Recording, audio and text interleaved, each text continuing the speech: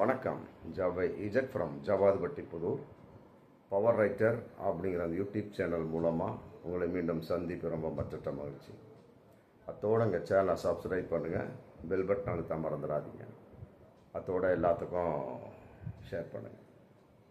அதாவது ஒரு 7-8 நிறுவனங்களுக்கு மேலே எக்ஸிட் போல் தேர்தலுக்கு பின்னால் கணிப்பு அப்படிங்கிற ஒரு கான்செப்ட் வெளியிட்டிருந்தாங்க. எல்லாமே இந்தந்த கட்சிகள் இத்தனை இடங்களில் வெற்றி பெறுவார்கள், 2ஆம் இடம் 3ஆம் இடம் சொல்லி போட்டு அந்த தரத்தை மட்டும்தான் சொல்லியிருந்தாங்க. ஆனால் டுடேஸ் சாணக்கியா அப்படிங்கிற ஒரு நிறுவனம், கருத்து கணிப்பு நிறுவனம் எக்ஸிட் போல் பண்ணியிருக்கிறாங்க. புதுச்சேரியை தவிர மற்ற 4 மாநிலங்களுக்கும் பண்ணியிருக்கிறாங்க.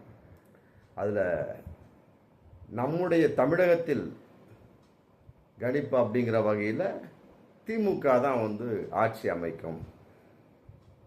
அமைத்து கொண்டிருக்க ஆட்சி தொடரும் 2.0 அப்படிங்கிற ஒரு கான்செப்ட். மற்றபடி அவர்கள் 113 to 138 தொகுதிகளை கைப்பற்றுவார்கள் அப்படின்னு சொல்லிட்டு மிகப்பெரிய ஒரு கணிப்பின் வெளிப்பாடா அப்படின்னு தெரியல. தாவேகா 2ஆம் இடத்திற்கு வருவார்கள் அப்படின்னு சொல்லியிருக்கிறாங்க. ரொம்ப அதிர்ச்சிகரமான ஒரு தகவல். 7-8 நிறுவனங்கள் ஆல்ரெடி சொல்லிட்டாங்க திமுக தான் வெற்றி அடையும். ஒரு சில நிறுவனம் 120, 125, 145 இந்த மாதிரி சொன்னாங்க. ஆனால் எல்லா நிறுவனமே தாவேகாவை 2ஆம் இடத்துக்கு தான், 3ஆம் இடத்திற்கு, அதிமுகவை தான் 2ஆம் இடத்திற்கு வைத்து கணிப்பை வெளியிட்டிருந்தார்கள். ஆனால் டுடே சாணக்கியா அப்படிங்கிற இந்த நிறுவனம் மட்டும் தாவேகா 63 இடங்களை பிடிக்கும், 2ஆம் இடத்திற்கு வரும் அப்படின்னு ஒரு விஷயம் பண்ணியிருக்கிறாங்கிறது ரொம்ப ஒரு ஆச்சரிய தகுந்த ஒரு விஷயமா இருக்கு. நடக்கவில்லை. கருத்து கணிப்பு அப்படிங்கிறப்ப இந்த அளவுக்கு மிகப்பெரிய ஒரு தகவலா அப்படிங்கிறது ரொம்ப கூர்ந்து கவனிக்கப்பட வேண்டிய ஒரு விஷயம். அதே மாதிரி அதிமுக 27% பெற்று 45 இடங்களில் வெற்றியிடம், 3ஆம் இடத்திற்கு தள்ளப்படும் அப்படின்னு போட்டிருக்காங்க. திமுகவை பொறுத்த வரைக்கும் முதலிடம் 114 to 138 தொகுதிகள், 2ஆம் இடத்தில் தாவேகா, 3ஆம் இடத்தில் அதிமுக போட்டிருந்தாலுமே கூட எந்த அளவுக்கு வாக்கு சதவிகிதம் அப்படிங்கிறதையும் இந்த டுடே சாணக்கியா அப்படிங்கிற எக்ஸிட் போல் பண்ணியிருக்காங்க. அதாவது 39% வாக்குகள் பெற்று தமிழகத்தில் இருக்கக்கூடிய 100% வாக்குகளில் 39% வாக்குகளை பெற்று திமுக வெற்றி அடைந்து ஆட்சி அமைக்கும். அடுத்தது 30% வாக்குகளை பெற்று தாவேகா 63 இடங்களை பெற்று 2ஆம் இடத்திற்கு வரும். 30% அப்படிங்கிறது தாவேகாவை பொறுத்த வரைக்கும் 2 வருஷத்துக்குள்ள ஆரம்பிக்கப்பட்ட ஒரு கட்சி இந்த அளவுக்கு வளர்ந்திருக்கிறதா அப்படிங்கிறது எதன் அடிப்படை? ஒருவேளை இவர்கள் சரியாக கணித்தார்களா அப்படிங்கிறது தெரியல. 30% வாக்குகளை தாவேகா பெறுவார்கள் அப்படின்னு சொல்லியிருக்காங்க டுடே சாணக்கியா. அடுத்தது 27% வாக்குகளை அதிமுக பெறும் அப்படிங்கிறது 3ஆம் இடத்துக்கு தள்ளப்படக்கூடிய ஒரு சூழல்.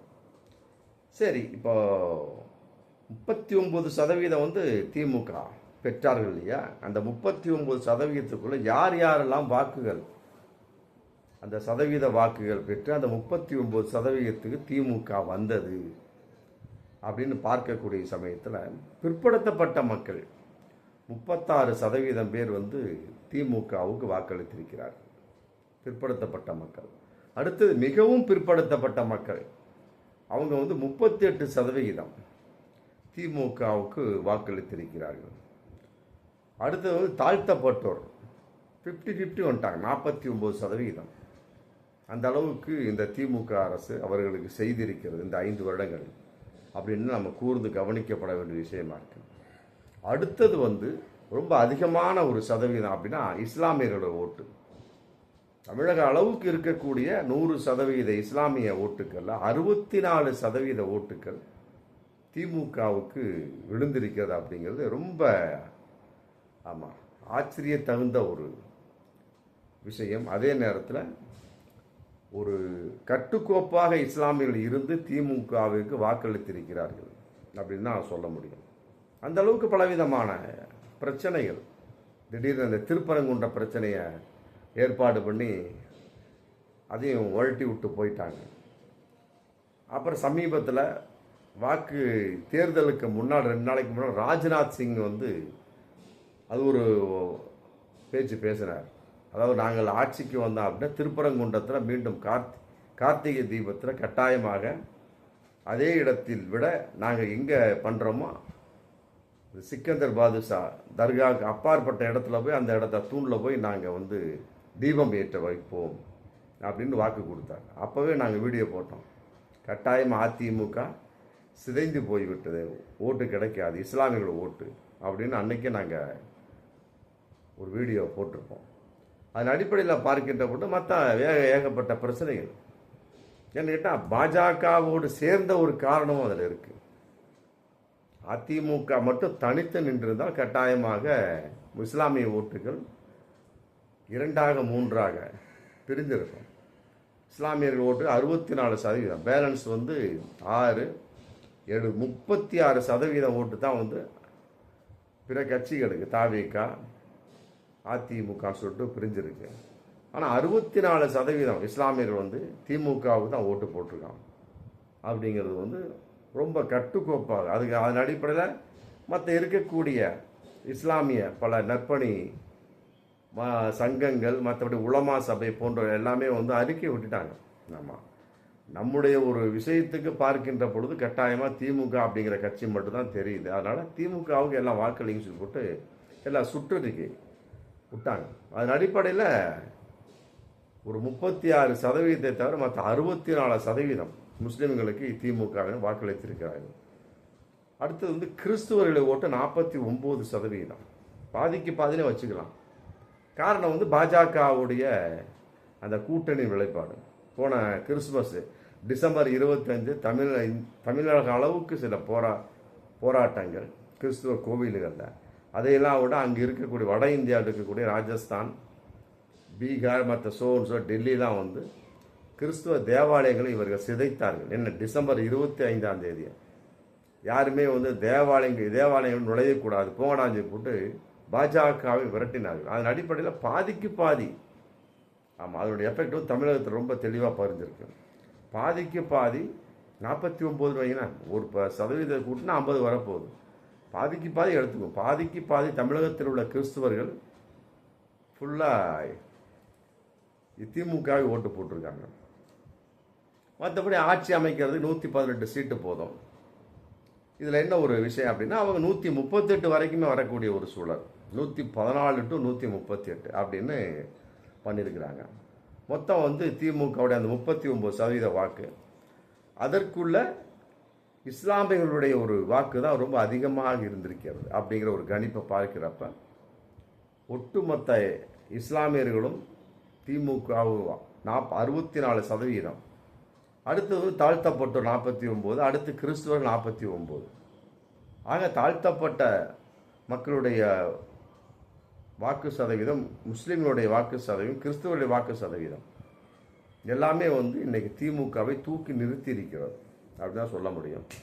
இந்த 3 பிரிவுகளுக்குமே திமுக இந்த 5 ஆண்டு காலமாக நிறைய செய்திருக்கிறது அப்படின்னா சொல்லலாம். இஸ்லாமியர்களுக்கு மிக பாதுகாப்பாக, கிறிஸ்துவர்களுக்கு உடனுக்குடன் என்ன பண்ணணும் அதன் அடிப்படையில், தாழ்த்தப்பட்ட மக்களுக்கும் மிக கேடயமாக இந்த 5 ஆண்டுகளில் திமுக இருந்திருக்கிறது. இந்த 3 பேர்த்துக்குமே எதிராகத்தான் பாஜக, இந்த 3 பிரிவுக்குமே எதிர்ப்பான ஒரு விஷயம்தான் பாஜக. தாழ்த்தப்பட்டோர், முஸ்லீம்கள், கிறிஸ்துவர்கள், இந்த 3 பேரையுமே பாஜகவுக்கு பிடிக்காது. அப்படிப்பட்ட ஒரு கட்சியில் தான் அதிமுக கூட்டணி வைத்ததுனால கட்டாயமாக இன்னைக்கு மிகப்பெரிய ஒரு தோல்வியை சந்திக்கக்கூடிய அளவுக்கு கருத்து கணிப்பு போயிட்டுருக்கு. கட்டாயமாக இந்த கணிப்புகள் ஜெயிச்சது அப்படின்னா மு.க. ஸ்டாலின் ஐயா அவர்கள் இஸ்லாமியர்களுக்கு மிகப்பெரிய ஒரு நன்றி சொல்ல வேண்டும். 64% ஓட்டு மக்கள். அடுத்தது தாழ்த்தப்பட்டோர் கிறிஸ்துவர்கள் 49% இந்த 3 நபர்களுக்குமே வரக்கூடிய 5 ஆண்டுகளில் திமுக திராவிட மாடல் ஆட்சி சொந்தக்காரரான MK மு.க. ஸ்டாலின், முத்துவேல் கருணாநிதி ஸ்டாலின் ஐயா அவர்கள் கடன் பட்டிருக்கிறார்கள் அப்படின்னு தான் சொல்ல முடியும். அடுத்தது 38 பிற்படுத்தப்பட்ட மிக பிற்படுத்தப்பட்ட 36 தான். சதவிகித கணக்கில் அதிகமாக இருப்பது இஸ்லாமியர்கள், அடுத்தது கிறிஸ்துவர்கள், அடுத்தது தாழ்த்தப்பட்டோர். ஆக இந்த 3 பிரிவுகளுடைய ஒரு சதவிகித கணக்கு இன்று திமுகவை தூக்கி நிறுத்தி இருக்கிறது. 118 சீட்டுங்கிறது அசால்ட்டாக வரக்கூடிய ஒரு சூழல் என்றாலுமே கூட இந்த 5 ஆண்டுகளில் அவர்களுடைய நிலைப்பாடு இன்னும் அதிகமாக இருக்க வேண்டும். இந்த டுடேஸ் சாணக்கியாவினுடைய ஒரு கருத்து கணிப்பு உண்மையிலேயே மிகப்பெரிய ஒரு சரியான கருத்து கணிப்பாக இருந்தால் கட்டாயமாக அதிகமான வாக்களித்த இஸ்லாமியர்களுக்குத்தான் மு.க. ஸ்டாலின் முதலில் நன்றி சொல்ல வேண்டும். ஆமாம், அதை மறக்க மாட்டார். அவருக்கும் பல தகவல்கள் போயிருக்கும். ஏன்னு கேட்டால் அந்த இஸ்லாமிய சமூகம் அப்படின்னாலே ஒரு ஒட்டுமொத்த ஒரு கூட்டணியான ஒரு சமூகமாக இருந்து கொண்டிருக்கிறது. ஒரு அறிக்கை விட்ட உடனே எங்கு கூட வேண்டுமோ அங்கே பல லட்சம் பேர் கூடுவாங்க. குறிப்பாக இஸ்லாமிய மாநாடுகள் அப்படிங்கிறப்ப பார்த்தீங்கன்னா பல லட்சம் பேர் கூடுவாங்க. இத்தனைக்கும் வாய் டு வாய் தான். ஆமாம், மற்றபடி செல்ஃபோனில் தகவல் கொடுப்பாங்க, அதோடு சரி. மற்றபடி பெருசாலாம் சொல்லவே முடியாது. பிறகு இஸ்திமா மாநாடுகள் அந்த மாதிரி நடக்குது இல்லையா, அதன் அடிப்படையில் செய்வாங்க. உடனே ஒரு 10 நாளில் பல லட்சம் பேர் கூடுவாங்க. அதன் அடிப்படையில் தமிழ்நாடு ஜமாத்து உலமா பேரவை மற்ற சோர்ஸ் ஏகப்பட்ட இருக்கக்கூடிய அந்த இஸ்லாமிய பிரிவுகள்லாம் மறைமுகமாக பகிரங்கமாக தங்களுடைய அறிக்கைகளை வெளியிட்ட வண்ணம் இருந்ததுனால்தான் இன்னைக்கு இஸ்லாமியர்கள் மிகப்பெரிய ஒற்றுமையின் வெளிப்பாடு 64% திமுகவுக்கு வாக்களித்திருக்கிறார்கள். அதன் அடிப்படையில் 39% வாக்குகளை பெற்று டோட்டலாக இன்னைக்கு திமுக வெற்றியை நோக்கி அதை அடைந்து மீண்டும் ஆட்சி அமைக்கக்கூடிய ஒரு விஷயத்தில் இன்னைக்கு கருத்து கணிப்பு, குறிப்பாக டுடே சாணக்கியா சொல்லக்கூடிய கருத்து கணிப்பு போயிட்டு இருக்கு. என்றாலுமே கூட இதன் அடிப்படை உண்மையாக இருக்கும் பட்சத்தில் கட்டாயமாக திமுகவினுடைய ஒரு ஆட்சி மிகப்பெரிய ஒரு தூக்கி நிறுத்திய ஒரு சாதனை இஸ்லாமியர்கள் மட்டுமே, இஸ்லாமிய மட்டும் முஸ்லீம்களுக்கு மிகப்பெரிய ஒரு பங்களிப்பு, முதல் பங்களிப்பாக இருக்கும் என்பதில் எந்த ஒரு மாற்று கருத்துமே கிடையாது. பார்ப்போம் மீண்டும் அடுத்த வீடியோ. நன்றி.